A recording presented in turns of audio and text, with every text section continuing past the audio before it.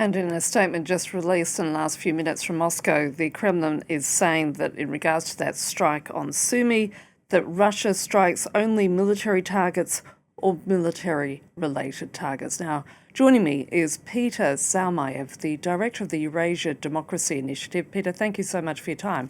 Firstly, why do you think Sumy was targeted? I think Sumy was targeted, first of all, because it was an opportunity crime. Obviously, these frontline towns that lay just across the border from Russia, it takes a very, very little time for these ballistic missiles to reach them. And so chances are that no Ukrainian air defenses would react in time to stop them.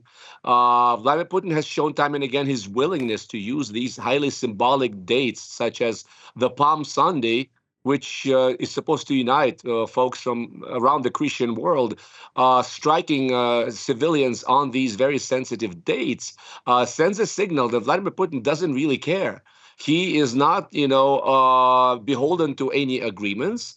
He's also sending a signal to Donald Trump that he probably has to make way many more concessions to the Russian side in hopes of bringing this to a swift resolution. Also, this is a way to show for Vladimir Putin that he feels is confident there's still more Ukrainian territory to be grabbed and more lives to be taken before he's willing to sit down at a negotiating table. Having said that, I'll say that this is a very tricky and risky strategy for Vladimir Putin. He's playing with fire. He knows that Donald Trump is unpredictable. And coming out of this whole tariff saga, quite weakened, I think, reputationally. Donald Trump cannot afford to lose his face in these negotiations, and he's already been sending signals that his patience is running thin with his Russian counterpart. And I want to take you up on that point, because as we've seen in the last 24 hours, there's even been condemnation from within the Trump administration and Trump himself. So what impact do you think is it going to have on the situation in the hours or days to come?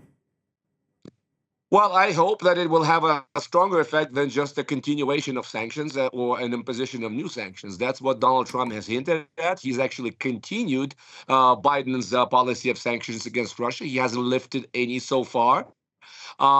He's thinking about introducing more sanctions. I believe that more sanctions on Russia are kind of a fool's errand. Putin and his economy have shown resilience to these. He's got the backing of China, and he feels secure that he can weather any other sanctions. So I hope that Donald Trump actually will put his money where his mouth was during the election campaign, where you remember he said that if Russia doesn't play ball, he'll give Ukraine more weapons than Biden ever did. Well, let's see if he follows up on that. And President Zelensky has invited Donald Trump to Ukraine to see the damage for himself. Do you think Trump will take up the invitation? I don't believe that he'll take up the invitation just yet. He doesn't have much really to show for his negotiation, for his peace efforts. I would certainly hope that Donald Trump does not visit Russia before he visits Ukraine, and not for lack of trying. Moscow has been trying to get him to commit to coming to the victory parade, the traditional victory parade on the Red Square in Moscow on the 9th of May. Well, I certainly hope he doesn't do that before he visits Kiev. But you cannot preclude anything. Donald Trump, has met, as you know, with the North Korean leader. We cannot exclude the possibility of him coming, but I suspect that unless there's some concrete agreement between the two warring sides, Donald Trump is not yet ready to visit Kiev. Peter Zalmayev, we're going to have to leave it there. Thank you so much.